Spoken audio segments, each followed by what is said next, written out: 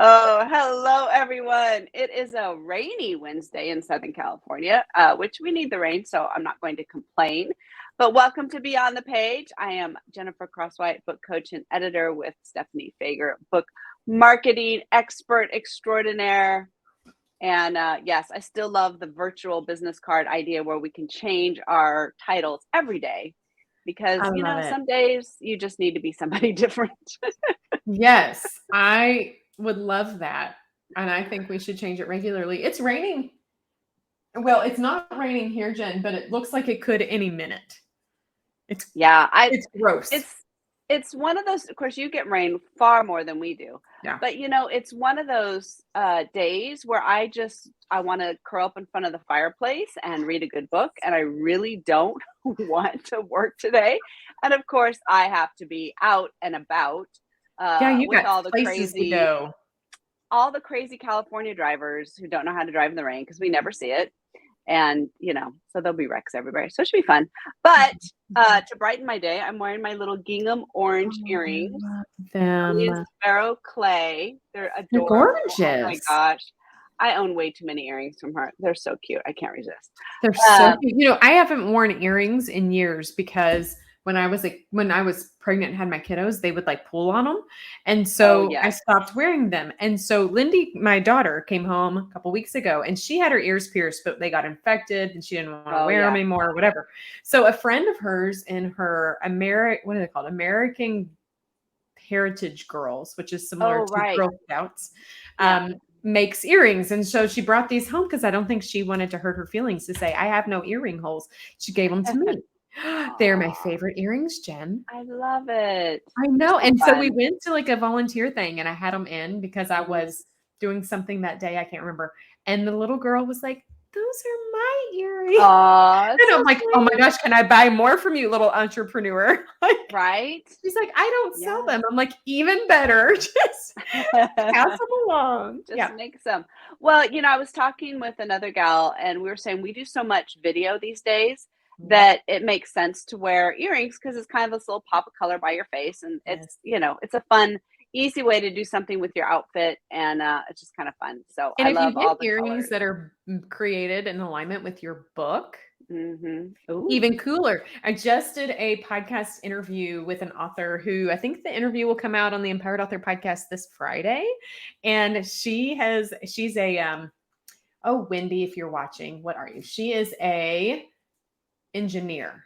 And her Okay. book is about not engineering, but kind of. And so, but her book has gears on it. Oh, And so she cool. has earrings of That's gears. awesome. I And love she that. didn't even I have them love it. made. She went to a conference for women engineers and they were Ah, selling earrings. And I'm like, that's the best. they were so cute. And it's just a cool book marketing idea. That is really cool. Yeah. Well, before we hop into our subject today about themes, I will talk about book. This brought this up. So, as you all know, I've been talking about this book that I'm writing that may kill me. I'm Mhm. almost done. I've got about 8,000 words left. That's awesome. So my original goal was to have it done by Monday, and that obviously not happening. But I think it'll be done Saturday. So if the story doesn't go somewhere I don't expect, I've written myself into so many corners in this book. But I sent the first 65,000 words off to my team to start editing and going through Mhm. it, which I have never done before. I will tell you, this changes all the time. As many books, and this is book, I can't remember, 17, 16, something like that. Um, That's amazing. Everyone has been a little bit different. And I have never sent such a rough version. I usually always finish, go all the way through it at least one time before I send it off to my team. And so I send it off to them, and it'll be interesting to see what happens. But I have had this thing on pre order for a year because the first book came out and I Mhm. wanted the link in the back of the book so people could buy it. Never ever expecting it would take me a whole year to finish this book. Life has gotten in the way, and this it happens with authors all the time. Um, so I had to actually go to Amazon and ask for a 30-day delay because it was supposed to come out end of November and it was not going to happen. So I pushed it to the end of December, which is actually, as you know, is a better release Yep. date. Anyways, nobody wants to release right after Thanksgiving. I never No. planned to. I thought this would be done and be released No. last summer. Right. So that is just one of those things to say. And I tell this to my authors all the time. So I have to take my own advice. Life happens. Yeah. It's very, very difficult to be creative when you're stressed out, when your limbic system is Agreed. activated. They're very Agreed. opposite. And this book has been a real struggle. Like I need 2,500 words a day to finish. And normally that's not a huge problem for me. But I mean, like yesterday, it took me till 2:00. You know, I started at 8. It took me that long. I had some interruptions and stuff, but it took me, it's like pulling teeth because it's a rushed, it's not my normal system. Yeah, it doesn't Everything's feel rushed. I need time to think about it. There's Yeah. a mystery, there's all those things. Mhm. And so I'm just telling myself to have grace with myself, like Mhm. with anything else. And I sent out a newsletter to my readers to say, Mhm. hey, if you pre-ordered, Amazon is going to be sending you a letter saying I pushed it out by 30 days. And here's what's happening, and let them Mhm. know what was going on. But I also reminded them, and that it ended up being, I think, a good movement in this case, was that I reminded them there's things they can be reading in the meantime. And because this is down in the series, this is book 2, there's a short story that has some clues to this that they should read. So I gave them the link to that. Of course, they could read the book that comes before. And then also there's a book way in the back, a novella, and I moved those characters into this, and they might want to know those character stories. So I gave them the link to that. I used our lovely book funnel that we've talked about. So That's I could awesome. just send them that and give them all those little fun goodies. So even though I had to deliver some bad news, I was able to deliver some good news as well. And here, make sure you grab these so you'll be all prepared for when it does Mhm. come out. And I got 2 more pre-orders, I noticed this morning, so that was okay. Jen, So you're that was making kind of some fun. really good sugary lemonade over there. Right, I'm trying. And I was thinking about it yesterday, and I thought, the most important thing here is that I stay in touch with my readers, that I let them know what's going on. They will understand. I have really fantastic readers. The funny thing was, I always have a little cat mischief section in my newsletters. And Raja, I think it was when I was coming to see you, Raja was sitting on my roller bag. She did not want me to go. She was not happy. And so I included that picture and was talking about, I've been yes. traveling so much. And everyone's like, I mean, I got it. People responding, they responded only about Raja. Nobody so far responded about the delay in the book. But they were like, yeah, take Raja with you. I think that would be fun. I love it. And- Well, but that's proof you're all worried about it. Right. And it is the rest of the world is okay. It's okay. Fine. They're okay with it. Yeah. You gave them something to chew, and I wouldn't be surprised if you don't get more book sales out of the deal in addition to the pre-order. We're all human, right? And we all know what it's like to go through stuff. And so I think just having those personal relationships, the more I learn about this book marketing world, the more I realize developing those relationships with your readers, making them feel like they have access to you in a personal way is really huge. I mean, we love to buy, as you have said before, from people we know and like, right? Yep. We don't buy so much the product, but we're buying the person. Yep. And so that brand promise and what everybody feels like they're going to get from my books, a huge part of that is me that you get with that. And so I'm not for everybody, obviously, but the people that do love my stuff love having that access. And so I've got to get over my own perfectionistic tendencies and my desire to make my newsletter all perfect and whatever, and just shoot out a little update. So I'm trying to get past all of that. And so that's my learning process as well. Yeah. It's part of the, it doesn't end when you write the book, as you know. I mean, now you got a whole other thing. And once you start having a lot of books, they have a life of their own. I'm at a funeral last week with my mom. I took her to a funeral, and I think I'm going to hire her to be my marketing person. She's so funny. She's sitting there telling people, so have you read Jennifer's books? You got to start with protective custody. That's the first one. If you don't have it, let me know. I'll give it to you. But you can get it on Kindle. Like that is about the sweetest thing on the planet. I'm standing right there. And she's like, It's uncomfortable as an author. It's like, dude. yeah, it's the weirdest. And so she's like, and she does this to people like in the grocery store. She's one of those people like she's never met a stranger, right? She just talks I would like your to mom. everybody. Yeah, she talks to everybody everywhere, and so I just sort of laugh about that. But yeah, I mean, you're right there. And she's like, you should buy my daughter's books. I can't believe my daughter wrote this. I'm like, wait a minute, is that a compliment? I'm not sure. That's amazing. That's That amazing. is Well, funny. So if you don't mind, I want to riff off of it because last Yeah. weekend I was at a 2-day book festival here in Louisville. Mm-hmm. And it was awesome. And I was sitting in what the festival peeps called the Author's Gauntlet, which had like 100 authors and tables. Yes. And did you see the photo? I'll have to I show saw you. the Did you see the thing picture. that I had made? My little puppet Yeah. thing and everything. It was Yes, so it was very cool. But I was walking around meeting all these amazing authors. Most of them were fiction. And I was uncovering so many tidbits of knowledge that that we all as authors are dealing with and have, but don't talk about out loud. Like there was one author, many of them were traditionally published, and a couple of them were talking about like their focus on book sales. And I just like inside I giggle, ha ha ha. Not really, but I like giggle because I'm like, that is never in my opinion, Jen, should never be the only quantifier of success. Right. And then there was other people control over it. You had right. And there were other people who were talking about like they go to all of these things and they're not seeing the ROI or what. Like it was just interesting unpacking it. And then I had the pleasure of doing a really cool book marketing presentation twice there and had so much flipping fun. And my kids, for the first time, they came up and brought me lunch on Saturday to watch me do a presentation. Aw, that's so cool. No, it was so neat. I made a couple of jokes that they were a part of, and my husband said, Lindy, my daughter laughed, and my littlest, he was giggling. But it's neat because what I realize every time I talk to authors is everything you're saying, right? Like there's so much more that goes into the story. There's the amount of time it takes to put the story together.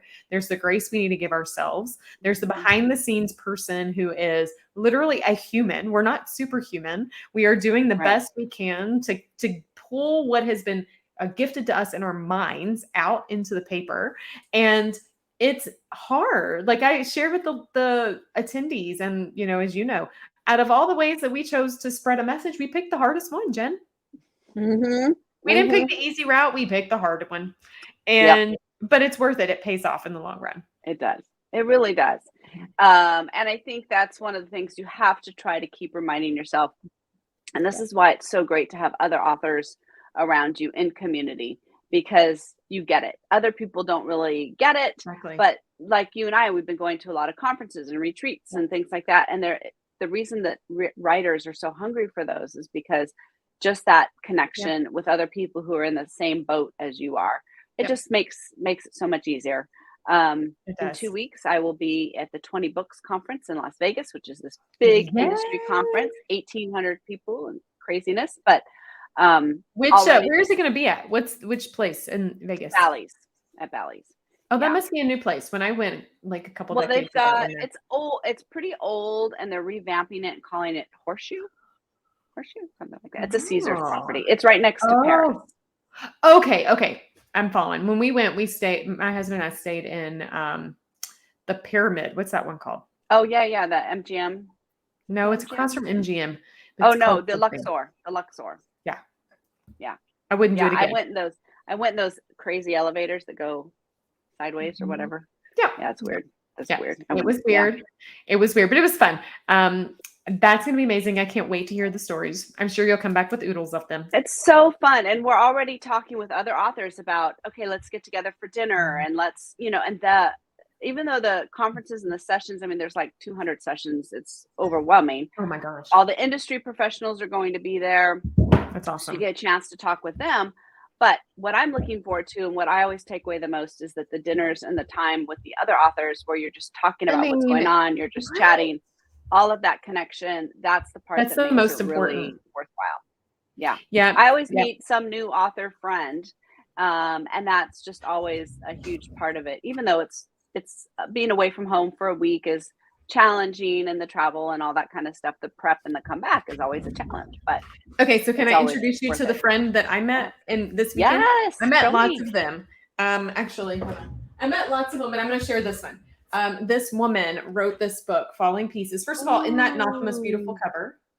Wow, I love Okay, that. and I didn't even know this about her. She just found me and started talking to me about book marketing, and then she attended one of my workshops where I asked everybody why they wrote a book, and she Mhm. shared with me that her husband was one of the first responders at 9/11 and died at 9/11, and her stories about that. Wow. And so then I look at her book cover with a different lens. Yes, now you get it. Now you And know. I emailed her Yeah. because I cannot, not that this is not a story that anybody wants to probably read, but now that I know this woman who is making also some beautifully sugar lemonade, she's phenomenal. And I do think that the best thing about all of that is connecting with authors. And that's what you and I get, that's what we're doing now. That's what we We have the get to pleasure of do. doing with other people, right? Like, yeah, it's a gift, and you're around your people who understand you.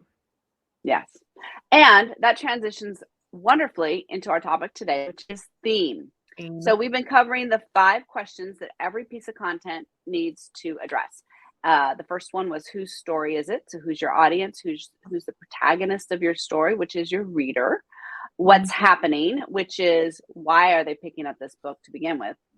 Why would they need to? What's at stake, which is part of it. If they don't follow your advice, why, what's going to happen to them? What's the lie, the thing that they believe that's creating this problem in their life? And then today, the theme, which is overall, and you've probably heard this in English class or something like that, but theme is the reason behind writing the book. So it's a little bit different than what's happening. What's happening is kind of the practical surface level. But the theme is really the deeper meaning. Why? What is that? Why, as an author, why did you write this book? What is your why? And you and I both have talked about this a lot. This is important. The why is so important. It's You have got to directional, do it. and Yes. everything's in. Yeah. It's If you directional don't have in it, right. Well, so if it's directional in how you write the book. It's directional in how you should publish the book. And then I find your why is directional in how you market it. Like, it is in a sea of a gazillion reasons and a gazillion whys and a gazillion ways to do something. When you know your why, it will eliminate things, right? It's like those surveys that you take online, and it's like, well, it's a filter. It is your filter. It filters out, yes, and it helps you know the right things you need to do, right? Without it, you're just throwing spaghetti with no sticking. that's exactly right. And so it really becomes that guiding purpose. Yeah. And if you're writing more than one book, it's part of the whole why behind what you're trying to do. If you're doing speaking, if you're doing curriculum or courses or anything like that, it's the thread that ties all of that together. As you have said in your latest book, when you are particularly nonfiction, but also with fiction, when you write a book, you become an authorpreneur. Yeah. And so it's the why behind your business. What is that important thing that you need people to know that is so important? I joke around in Eat the Elephant when I talk about this, is that, when you hear theme in English class, so, that's always an essay question. What was the theme of this book? And so my teacher would explain it as, why did the author write this book? And my big joke was, there was a kid in our class who always said, to make money, right? And I said, well, he doesn't know the publishing world really well then, because No. there's easier ways to make money than Yep. that, for sure. But that's not the why. Like, if that is your why, like, it's so obvious to the reader, it's going to fall flat. People just aren't going to. You probably won't even finish the book, because that's not a strong enough reason to keep you going through it. It's not. But if your why is, as I've been using all along, this financial metaphor, Yes. if your why is to help people find financial freedom, or if your why is to help people have better relationships so they're not having money tension, those are actually be kind of a little bit different books. And you can create a number of products off of that same why. In fiction, this is more of a challenge, but this a lot of times you'll have it as part of your author brand. So part of I like to call my author brand is Calgon Take Me Away, right? So it's escapist fiction. I write romantic suspense, and so I want people to feel like they can leave their cares and the trouble of their world behind for a while and go into another world where everything sort of gets wrapped up neatly at the end, even though it doesn't look like it at somewhere in the middle. And and even as the author, I'm like, yeah, really, I don't know. It all works out. So, okay, so can I pick your brain, friend, on the fiction space? Because last week I got to take my oldest to meet one of his favorite authors. The author of The Diary of a Wimpy Kid was in town, and they had an event. Yes. And anyways, on our way, my oldest keeps talking to me about writing fiction, and I've told you randomly that maybe one day I would consider doing it. Well, we had this epiphany on what it could be. I haven't told many people, but this is whenever time allows and whenever God tells me it's time to do it, it hit me. We want to write, my son and I, a series based on, cat, you know how cats are a big deal in our life, right? Yes. Personifying the cats that we've either have or that we have fostered, and telling their backstory as if they were people, and calling it something like the Redbird Chronicles, because our farm is the Redbird, and having a Redbird guide them through their life. I love it. Right? Do you think it's cool, or do you think it's crazy? I love it. No, I love it. I think that's fantastic, because here's the fabulous thing about fiction is that all these lessons that can be taught that don't come off as preachy, hopefully if you do it correctly, just by the way the characters live their lives, and they work things out, and they struggle, and they come over, and your readers totally identify with that. And especially for children, I mean, you think about all the lovely, I'm thinking right now, Beatrix Potter and all of her books with all the characters, the characters that are rabbits and little jackets. And of course, see, you're thinking of it through the children's lens. I'm thinking of it like, okay, Eli and I came up with these backstories. Like, we have one like Luna, who was here earlier. Her backstory is like really complicated, and it's got a lot of layers. And I want to write it for people like you and me. And then I told Eli, after we started to capture like the stories of Timmy, who was one of 13 kids, and the mom went and did this and lost her life, and he had to raise the kids, and these kids, it was so hard on him, and blah, blah, blah. And then I'm like, what am I teaching my kid? This stuff is heavy. So I don't know, we're still chewing on it, but what I found is my why for something like that. I had to connect it. What was my why? And it was a opportunity for change for people, but also within the foster scenario. So they wouldn't really be cats, but it would be this conversation of when you give, what you do, how you get to shift somebody and give them a new life. So doing the opposite, taking cat stories and putting them on people. Yes. I love it. Yes. And like, that's what I want to do. Now, Eli, I don't know. I was talking about maybe we do an angle where because he'd have more fun with the cat, but yeah, like personifying, like literally turning them in to people. And then they have this stake change, this part of their life. That's the pivot. I don't know, Jen, but I can get behind that. Yes. See, and that's the point. When you get passion, it's what the key with the theme is, that passion. You keep asking why is this so important to you? What is the driving force? Because if you don't have that why behind you, you're just not going to do it. And so even if you're talking about something as simple as a social media post, a blog post, that why needs to come through. Absolutely. Otherwise, you're just throwing, like you said, throwing spaghetti on the wall and see what sticks. You don't care about it. Your audience won't care about it because they can sense that you don't care about it. And so taking some time to spend, even though it's question number 5, in many ways, it's really question number 1 as you're sorting through how you're going to communicate and the things you're going to choose to talk about versus things you're not going to choose to talk about, all gets filtered through that theme. And so that's why it's very important to have that straight in your head. Spend some time thinking about that. And it's not to say things can't change over time. We definitely grow, develop, change, morph.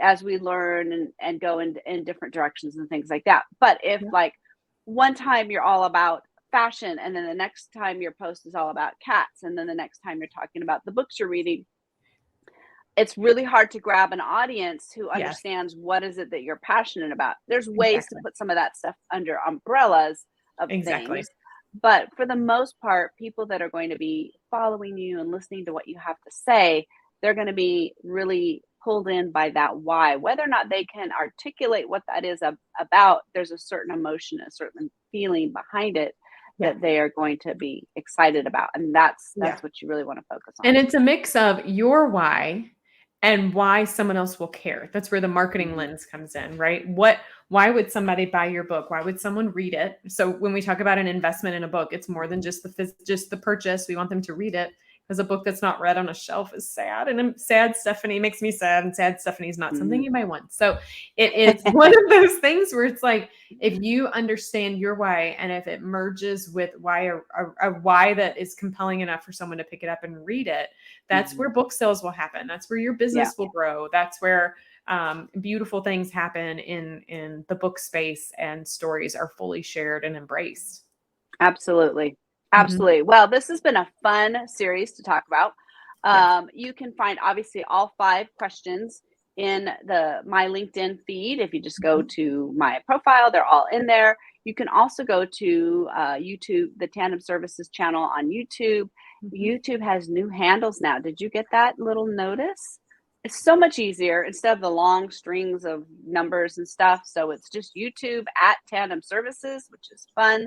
I'm very excited about that. So that'll be fun to play with. I'm looking forward to more Yes. fun things there.